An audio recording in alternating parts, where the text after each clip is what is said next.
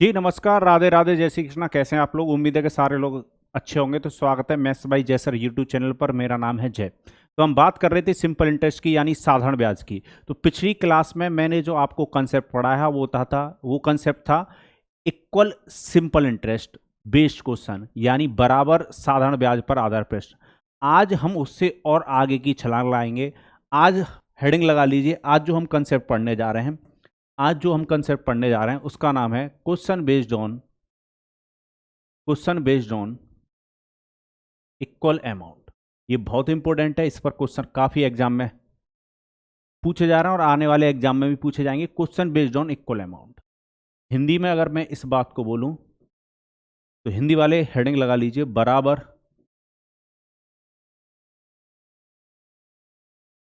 बराबर मिश्र धन पर आधार प्रश्न।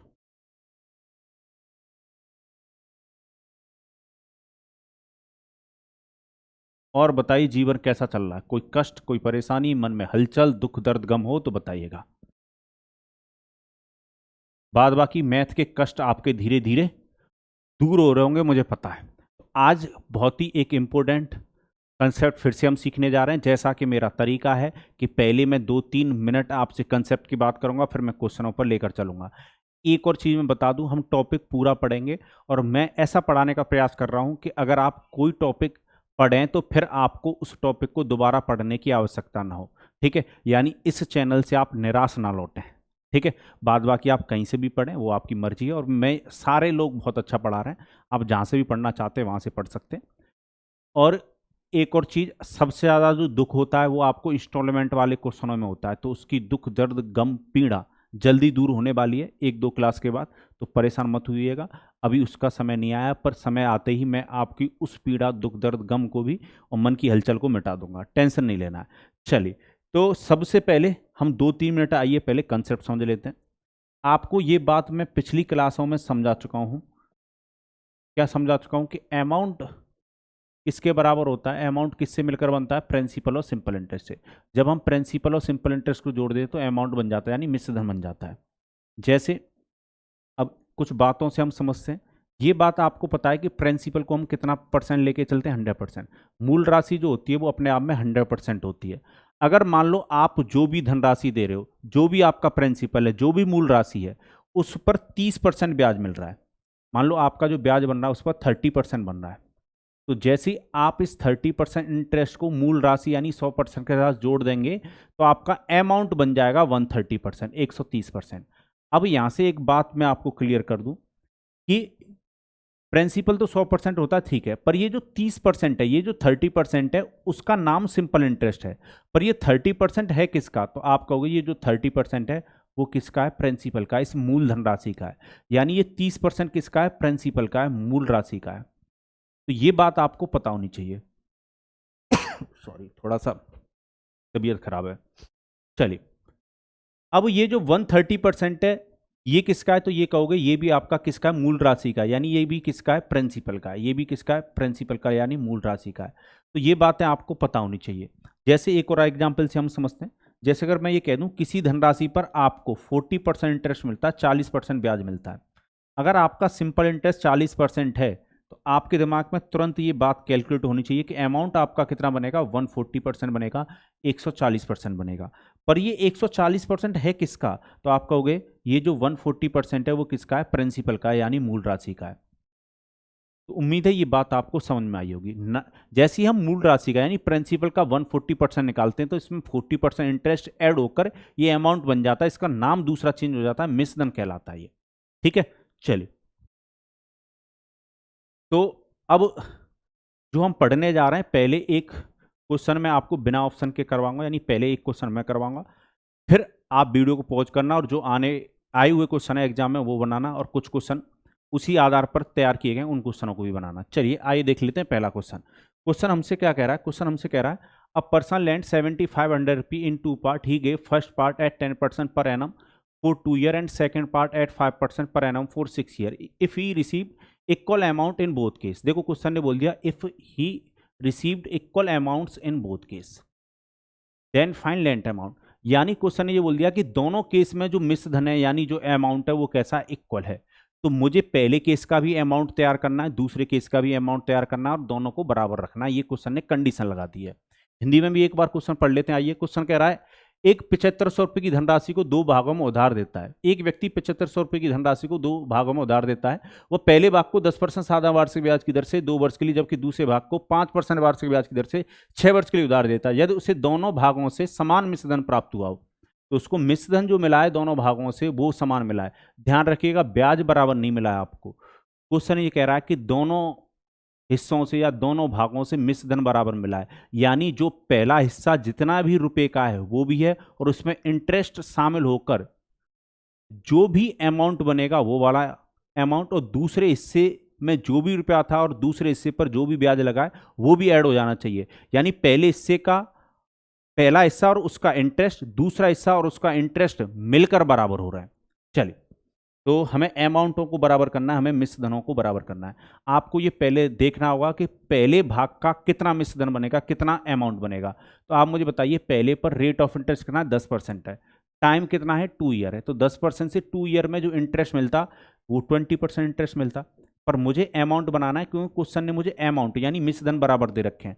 तो आप मुझे बताइए 20% इंटरेस्ट मिल रहा है, 100% प्रिंसिपल को जोड़ दूंगा तो ये अमाउंट बन जाएगा। तो आपको वो बिल्कुल बन जाएगा। पर ये जो अमाउंट 120% है वो किसका है, ये पहले वाले पार्ट का है, जो भी पहले भाग में प्रिंसिपल रहा होगा। ठीक है, ध्यान रखिएगा ये दोनों भाग मिलाकर रुपया है। इसमें से जो भी पहले भाग, एक जो भाग बनेगा होगा रुपए का, उसका 120%। चलिए, दूसरे हिस्से को 5% से दिया गया 6 वर्षों के लिए। तो 5% से 6 वर्षों में कितना इंटरेस्ट मिलता, तो आप कहोगे 30%, 30% ब्याज मिलेगा। पर ये तो ब्याज है, हमारे अमाउंट बराबर दे रखे हैं तो मुझे अमाउंट बनाना होगा। 100% प्रिंसिपल को जोड़ दिए, अमाउंट बन जाएगा। ये किसका अमाउंट बना है, दूसरे वाले भाग का, जिसका हम नाम देते हैं P2। क्वेश्चन ने बोला है दोनों अमाउंट कैसे प्राप्त हुए बराबर, तो बराबर कर दो। अब मैंने ये बात भाई कई बार आपको समझाई है कि इससे बड़े बड़े क्वेश्चन सॉल्व हो जाते हैं। आपको ये बात पता होनी चाहिए कि इक्वल का अपोजिट रेशियो होता है, बराबर का उल्टा अनुपात होता है, और अनुपात का उल्टा बराबर होता है। अगर ये दो बातें आप पकड़ लेते हो तो अर्थमेटिक की ना, मतलब बोलते ना, जान पकड़ लोगे आप। तो ये चीजें आपको समझनी है। और बराबर का उल्टा क्या होता है, रेशियो होता है। क्वेश्चन तुरंत सॉल्व होगा। 13:12 is the ratio between first part and second part. यानी पहले भाग में जो भी अमाउंट था, दूसरे भाग में जो भी अमाउंट था, वो 13:12 में दिया गया होगा। मिलाकर कितना हो रहा है, 25। क्वेश्चन ने कितना दे रखा है, 7500। तो 25 यूनिट का जो मान है, 25 यूनिट का जो मान है, वो क्वेश्चन हमें कितना बता रहा है, 7500 रुपये। तो यहाँ से 1 यूनिट का मान आप निकाल सकते हो। 7500 में 25 से डिवाइड, तो 1 का मान कितना आया, 300 रुपये। 1 का मान कितना आया, 300। अब जो भी पूछा जाए वो आप बता सकते हो। क्वेश्चन कह रहा है उधार दी गई धनराशि अलग अलग बतानी है। तो इस 13 में किससे मल्टीप्लाई कर दो आप, 300 से। तो पहला भाग कितना, 3900 का रहा होगा, 3900 रुपये का रहा होगा। दूसरा भाग कितने का रहा होगा, इसमें किससे मल्टीप्लाई कर दो, 1300 से, यानी 2600 रुपये का। तो अलग अलग जो दोनों अमाउंट दिए गए होंगे वो 3900 और 2600 के दिए गए होंगे, 3900 और 2600 के दिए गए होंगे। उम्मीद है आपको बहुत अच्छी तरीके से ये बातें समझ में आई होंगी। चलिए आइए देखते हैं। अब ये जो क्वेश्चन है वो CGL 2020 में पूछा गया है। किसी भी एग्जाम में आए कोई फर्क नहीं पड़ता, बस आपको चीजें सही तरीके से करनी आनी चाहिए। ठीक है, मुझे लग रहा है ये क्वेश्चन थोड़ा सा आपका कट रहा है ना, तो मुझे इसको थोड़ा सा नीचे करना पड़ेगा। चलिए, उम्मीद है अब दिखाई दे रहा होगा। चलिए अब दिखाई दे रहा हो। क्वेश्चन कह रहा है the amount obtain by A by the investing 9100 rupee for 3 year at the rate of 10% per annum on simple interest, he equal to the amount obtained by B investing a certain sum of money for 5 year a rate of 8% per annum on simple interest, then 90% of the sum invested by B is। यदि ए द्वारा साधारण ब्याज पर वार्षिक 10% की ब्याज की दर से 3 वर्षों के लिए ₹9100 निवेश करने प्राप्त की गई धनराशि बी द्वारा साधारण ब्याज पर वार्षिक 8% वार्षिक ब्याज की दर से एक निश्चित राशि का निवेश करने पर प्राप्त की गई राशि के बराबर है, तो बी द्वारा निवेश की गई राशि का 90% ज्ञात करें। बिल्कुल ज्ञात करेंगे, समझिएगा। सबसे पहले आपके दिमाग में ये बात तुरंत क्लिक होनी चाहिए कि दोनों अमाउंट बराबर दे रखे हैं, तो दोनों अमाउंट को बराबर देखिए बनाइए। तो पहला जो रेट ऑफ इंटरेस्ट है पहले वाले भाग का वो 10% है। ठीक है, क्वेश्चन कह रहा है 90 फॉर 3 ईयर, कितने समय के लिए इन्वेस्ट किया गया, पहला वाला 3 ईयर के लिए। तो 10% से 3 ईयर में कितना इंटरेस्ट मिलता, 30% इंटरेस्ट मिलता, 30% ब्याज मिलता। इसको अमाउंट बनाने के लिए 100% प्रिंसिपल जोड़ दो तो अमाउंट 130% बनता। किसका बनता, ये पहले वाले भाग का, यानी जो पहले भाग में जो भी प्रिंसिपल होगा उसका। अब दूसरे भाग में क्या है, रेट ऑफ इंटरेस्ट 8% है, इसका टाइम कितना है, 5 ईयर है। तो 5 ईयर से 8% से कितना इंटरेस्ट मिलता, 40%। अमाउंट कितना बन जाता, 140%। दोनों अमाउंट क्या हो जाएंगे, बराबर। चलिए, क्वेश्चन ने बोला कि दोनों भाग क्या हैं, बराबर हैं, यानी दोनों के जो मिश्र धन है यानी जो अमाउंट है वो बराबर हैं, तो बराबर कर दिए। और बराबर का उल्टा आपको पता है क्या आता है, रेशियो आता है। चलिए, तो ये 14:13, यानी दोनों धनराशियां वो 14 और 13 के अनुपात में दी गई होंगी। तो 14 यूनिट का जो मान है, 14 यूनिट का जो मान है वो क्वेश्चन ने हमें पहला वाला अमाउंट बता रखा है, 9100 रुपये निवेश किए गए थे। ठीक है, इस बार मिलाकर नहीं दे रखा पहले वाले, यानी P1 का मान दे रखा है हमें 9100। तो 1 यूनिट का मान आप निकाल लो। तो हम 1 यूनिट का मान कैसे निकालेंगे, इसे 9100 में डिवाइड दे दीजिए 14 से। तो 7 से अगर मैं इसको काटूं 2 बार, 7 से अगर मैं काटता हूं इसको 1300, 1300 बार कटेगा। 2 से अगर मैं काटूं इसको तो 650 यानी 650 बार कटेगा। अब क्वेश्चन ये कह रहा है कि देखो ये वाला जो प्रिंसिपल है वो ए का है और ये किसका, बी का, यानी बी वाला भाग था। तो इसमें अगर मैं किससे मल्टीप्लाई कर देता हूं, 650 से, तो ये जो भी बनेगा वो 13 इंटू 650 बन जाता। ठीक है, अब ये मल्टीप्लाई नहीं कर रहे। क्वेश्चन ने हमसे दूसरा वाला प्रिंसिपल नहीं पूछा, क्वेश्चन ने पूछा है कि दूसरा वाला जो प्रिंसिपल है उसका केवल 90% बताना आपको, उसका मात्र कितना बताना आपको, 90%। तो कैसे निकालोगे, यानी 13 इंटू 650 आया था ये, तो इसका 90% निकालना है तो 90 से मल्टीप्लाई कर दो, 100 से डिवाइड। हमसे ये वाली वैल्यू पूछी गई है तो हम डायरेक्ट इसी पे क्यों ना जंप करें। अब आपको पता है 13 का मल्टीप्लाई 65 से और फिर किससे होगा, 9 से। ये कहानी रहेगी आपकी। ठीक है, और आपको पता है जीरो कट गए तो यूनिट डिजिट पे 5 चलना चाहिए, यानी मल्टीप्लाई आएगा आपका 7605। अगर इस मल्टीप्लाई को आप करेंगे तो ये कितना आएगा, 7605 रुपये। ठीक है, तो बहुत सारे क्वेश्चनों में मल्टीप्लाई करने की आवश्यकता भी नहीं पड़ती है। आपको पता है बाद बाकी सबके पीछे जीरो चल रही थी, जबकि हम कैलकुलेट करते तो यूनिट डिजिट पे 5 होता, तो उसी पर टिक लगा दीजिए। चलिए, उम्मीद है ये बातें आपको बहुत अच्छी तरीके से क्लियर हुई होंगी। अब आइए देखते हैं नेक्स्ट क्वेश्चन। क्वेश्चन देखने में हो सकता है आपको बड़े लग रहे हो, पर घबराने की जरूरत नहीं है, बड़े आसान क्वेश्चन है ये। क्वेश्चन कह रहा है, a sum of rupees 1,20,000 left by a father to be divided between the two son 12 year and 14 year of age, so that sum is deposit into bank when they attain maturity at 18 year, the amount received by each at 10% simple interest will be the same. Find sum allotted at present to each son. अच्छा question है। Question कह रहा है, एक पिता अपने 2 पुत्रों के लिए, जिन पुत्रों का उम्र 12 एवं 14 साल है, 1,20,000 रुपये छोड़कर चले जाते हैं। इन्हें यह पैसा 18 वर्ष के होने पर ही दिया जाएगा। तब तक इनके पैसों को 10% सादा ब्याज की दर से बैंक में जमा कर दिया जाता है। इन्हें वर्तमान में पैसे इस प्रकार बांटा जाता है कि 18 साल के होने पर इन्हें समान धनराशि प्राप्त हो। तो वर्तमान में प्रत्येक पुत्र के लिए कितना राशि जमा हुआ, 18 साल के होने पर प्रत्येक की प्राप्त राशि ज्ञात करें। चलिए,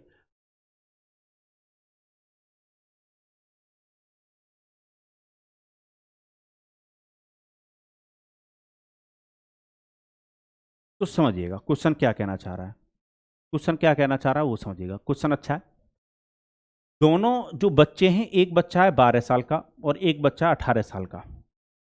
ठीक है, सॉरी, एक बच्चा है 12 साल का और एक बच्चा 14 साल का। तो क्वेश्चन ये कह रहा है कि इनके, जब एक बच्चा 12 साल का था एक 14 साल का था, तो इन दोनों के नाम पर 1,20,000 का अलग अलग टुकड़ा करके, मतलब अलग अलग हिस्से बनाकर, ठीक है, ये मत समझना बराबर रहे होंगे दोनों हिस्से अलग अलग रहे होंगे। और वो इस प्रकार से बनाए गए कि जब इन पर 10% से ब्याज चलता और इन दोनों की जब 18 वर्ष हो जाए तो दोनों को बराबर बराबर रुपया मिले। ठीक है, 18 वर्ष पर जाकर इन दोनों को रुपया कैसा मिले, बराबर। चलिए, तो यानी अमाउंट हमें बराबर करने हैं। 12 साल से 18 साल का होने में, 12 साल का जो बच्चा है 18 साल तक होने में कितने वर्ष तक ब्याज लेगा, तो 6 वर्ष तक ब्याज लेगा। और कितने परसेंट से लेगा, 10% से। तो पहले वाले का जो इंटरेस्ट बनेगा वो 60% बनेगा, और अमाउंट जो बनेगा वो 160% बनेगा। चलिए, 14 साल का जो बच्चा है 18 साल तक, वो कितना समय तक ब्याज लेगा, वो 4 साल तक ब्याज लेगा 10% से, तो 40% इंटरेस्ट लेगा। पर अमाउंट हमें बराबर करने दोनों के। क्वेश्चन ने बोला कि जब ये 18 साल के हो जाएं तो इनको बराबर धनराशि मिले, तो इनके नाम पर जो रुपया जमा हुआ था वो भी मिलेगा, और इनको जो ब्याज मिल रहा है बैंक द्वारा वो भी ऐड होकर मिलेगा। और ये भी देखना हमें कि दोनों को बराबर मिलना चाहिए 18 साल के जब हो जाएंगे।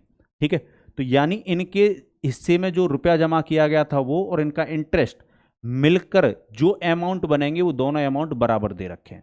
तो ये 160% पहले वाले भाग का है, ये जो 140 है वो दूसरे भाग का है। चलिए, और आपको पता है बराबर का उल्टा क्या आता है, रेशियो। तो 7:8 आएगा। ठीक है, उम्मीद है रेशियो निकालना सबको आता होगा। 0 से 0 कट जाएगा, फिर 2 से काट दो, 2 से ये 8 बार कटता, 8 इधर जाएगा, उल्टा जाएगा। और 14 2 से 7 बार कटेगा, ये इधर आएगा। 7 और 8 का जोड़ोगे तो ये कितना होगा, 15 यूनिट। 15 यूनिट का मान हमें क्वेश्चन ने बता रखा है 1,20,000, 1,20,000। तो यहाँ से हम 1 यूनिट का मान निकाल सकते हैं, 1 इकाई का मान निकाल सकते हैं। 1,20,000 में डिवाइड दे दीजिए इससे 15 से। 3 से अगर मैं काटता हूँ 5 बार, 3 से अगर मैं इसको काटूंगा तो 40,000 है ना। और 5 से अगर मैं इसका काटूँ तो 8,000। 1 यूनिट का मान आया 8,000 रुपये। अब आप दोनों अमाउंट को अलग अलग कर सकते हो। पहले वाले लड़के के नाम पर 7 में 8,000 से कर दो मल्टीप्लाई, यानी 56,000 रुपये जमा किए गए होंगे 1,20,000 में से। और दूसरे के नाम पर 8,000 से मल्टीप्लाई कर दो, इसके नाम पर 64,000 रुपये जमा किए गए होंगे। ठीक है, चलिए, तो आंसर होगा 56,000 और 64,000, यानी option number D. Option number D is the right answer. इस प्रकार के क्वेश्चनों में मुझे उम्मीद है कि कोई दिक्कत आपको नहीं आनी चाहिए। और बताइए जीवन कैसा चल रहा है, किसी को कोई कष्ट, कोई परेशानी, मन में हलचल, दुख दर्द गम हो तो बताइए। यहाँ पर क्वेश्चन ने 3 अमाउंट इक्वल करने की बात कर दी, पर हमें कोई दिक्कत नहीं है। क्वेश्चन कह रहा है sum of rupee 23,790 is divided into 3 part and give on loan at 5% simple interest to A, B and C for 2, 3 and 4 years respectively. If the amount of all three equal after their respective periods of loan, then A received a loan of, ठीक है, 23,790 रुपये की राशि 3 भागों में विभाजित की जाती है और A, B और C को क्रमशः 2, 3 एवं 4 वर्षों के लिए 5% साधारण ब्याज पर ऋण के रूप में दी जाती है। यह तीनों की राशि उनके ऋण की संबंधित अवधि के बाद बराबर है, तो एक कितने रुपए का ऋण लिया। अच्छा क्वेश्चन है, समझिएगा। चलिए, तो रेट ऑफ इंटरेस्ट समान दे रखा 5% है। 5% से पहले वाले भाग पर 2 वर्ष में कितना इंटरेस्ट मिलता, 10%। पर हमें अमाउंट बराबर करना है तो 110% हो जाए। ठीक है, तो ये किसका है, पहले वाले प्रिंसिपल यानी ए वाले भाग का। ठीक है, चलो, ये 5% से 3 साल में कितना इंटरेस्ट मिलेगा, 15%। और इसमें 100% प्रिंसिपल को जोड़ दोगे तो 115%। ये दूसरे वाले भाग को हम पी भी मान लेते हैं। ठीक है, अच्छा, 5% 4 साल में कितना इंटरेस्ट मिलेगा, तो 20%। तो अमाउंट कितना बनेगा, 120%। इसको हम तीसरे भाग को पीसी मान लेते हैं। ये तीनों भाग बराबर दे रखे हैं। और आपको पता है बराबर का उल्टा क्या आता है, रेशियो आता है। बराबर का उल्टा क्या आता है, रेशियो। अब बराबर का उल्टा रेशियो कैसे निकालोगे, इसको छुपा लो, इन दोनों का मल्टीप्लाई, यानी यहाँ पर जो आएगा 115 इंटू 120 अनुपात 110 इंटू 120 अनुपात, इसको छुपा लो, इन दोनों का मल्टीप्लाई 110 इंटू 115। कहानी ये बनेगी। ठीक है, 5 से काट सकते हो आप। 5 से अगर मैं इसको काटता हूँ तो ये 23 टाइम्स कटेगा। 5 से अगर मैं इसको काटता हूँ तो ये 22 बार कटेगा। और 5 से इसको काटूँ तो ये भी 22 बार कटेगा। 5 से फिर से काट सकते हो, 5 से ये 24 बार कटता, 5 से ये भी 24 बार कटता, और 5 से ये कितनी बार कटता, 23 बार। ठीक है, अब 2 से और काट सकते हो। 2 से अगर इसको काटोगे तो ये कितनी बार कटेगा, 12 बार। 2 से ये कितनी बार कटेगा, 11 बार। और 2 से ये कितनी बार कटेगा, 11 बार। और अब मुझे कोई उम्मीद नहीं लग रही कटने की। ठीक है, बहुत कट गया, और कितना कटेगा है, जिंदगी में इतना कट रहा है, ये क्या कम है। चलो, काफ़ी कट गया क्वेश्चन। चले, अब मल्टीप्लाई कर लीजिए। तो मैं 12 का मल्टीप्लाई 23 से करूँगा, 12 × 36 का 6, कैरी 3, 12 दूनी 24 और 3 276 अनुपात। इसका मल्टीप्लाई करोगे 44 का 4, कैरी 4, 22 और 4 26 यानी 264 रेशियो। इनका अगर मल्टीप्लाई करोगे 33 का 3, कैरी 3, 22 और 3 25। कहानी बनी ये। ठीक है, चलिए तीनों को जोड़िए, यानी ये तीनों के हिस्सों का अनुपात आ गया। अब तीनों को जोड़ो तो 3, 4 और 6, 13 का 3, कैरी 1, 5 और 6 11 और 7 18, 18 और कैरी कितना आया था, 1 आया था, तो 19 का 9, कैरी 1, 2 2 4 2 6 और 1 कितना 7, 793 यूनिट का जो मान है, क्वेश्चन कितना बता रहा है 23790 रुपये। तो अब यहाँ से 1 यूनिट का मान निकालो। 1 यूनिट का मान कैसे निकालोगे, 23790 में डिवाइड दे दीजिए 793 से। ठीक है, चलिए तो देखिए ये कितनी बार कटेगा, हमें ये देखना है ये कितनी बार कटेगा इससे। तो अब यहाँ पर एक बात समझ लो, एक बात क्या समझ लो कि 3 है यहाँ पर और यहाँ पर 9 है, तो ये लगभग मुझे लग रहा है 3 गुना कर दोगे, यानी 30 बार कटना चाहिए। तो 1 यूनिट का मान आया 30, हमसे कौन सा पूछा गया, एक के हिस्से का पूछा गया है, तो हमें मल्टीप्लाई करना होगा इसमें किससे, 30 से, 30 से। तो 0 तो चलेगा, 18 का 8, 0 के बाद 8 आना चाहिए और एक ही ऑप्शन में आ रहा है सी। मल्टीप्लाई कर लीजिए तो यही बैठेगा 8280। ठीक है, तो 8280 ए का हिस्सा है। उम्मीद है आपको ये बात समझ में आई होगी, घबराने की जरूरत नहीं है, आप बना सकते हो इन क्वेश्चनों को। चलिए आगे बढ़ते हैं। ये जो क्वेश्चन है ये मैं आपको किस में दूंगा, होमवर्क में दूंगा। क्वेश्चन का आंसर जरूर बताना। ये क्वेश्चन मैं आपको ऑलरेडी इस टाइप के क्वेश्चन मैं आपको करवा चुका हूँ। ठीक है, क्वेश्चन अगर नहीं दिखाई दे रहा हो तो देख लीजिए और एक बार स्क्रीनशॉट ले लीजिए। चलिए, उम्मीद है आपको सारी बातें बहुत अच्छी तरीके से क्लियर हो रही होंगी, आपको बहुत मज़ा आ रहा हो पढ़ने में। इसी तरीके से पढ़ते रहिए, हंसते रहिए, मुस्कुराते रहिए। अगर इस क्लास की पीडीएफ चाहिए तो आप मुझे टेलीग्राम पर फॉलो कर सकते हो। मैथ्स बाय जैसर के नाम से मेरा टेलीग्राम चैनल है। इसी के साथ मुझे दीजिए अनुमति। जय भारत।